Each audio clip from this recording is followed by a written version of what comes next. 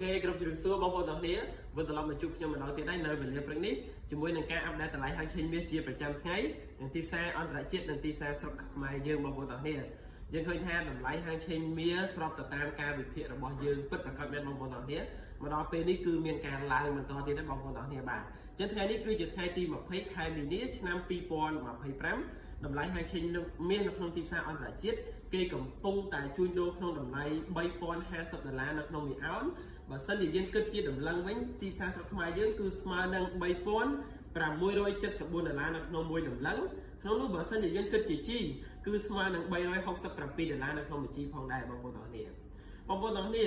ទោះជាវាឡើងដល់នឹងក៏ដោយបងប្អូនទាំងគ្នាសម្រាប់បងប្អូនដែលមានគណនីទិញលក់មាសនៅលើឧបករណ៍និស្សិតបងប្អូនក៏អាចរងចាំទិញបានដែរបងប្អូនទាំងគ្នាណាហើយសម្រាប់បងប្អូនដែលមិនទាន់មានគណនីទិញលក់មាសនៅលើឧបករណ៍និស្សិតបងប្អូនក៏អាចទំនាក់ទំនងមកខ្ញុំអាចផ្ទាល់ក៏បានក៏ដូចជាក្រុមការងារខ្ញុំអាចផ្ទាល់ក៏បានដែរតាមរយៈ link Telegram នៅ profile TikTok បងប្អូនទាំងគ្នាអរគុណច្រើនណាស់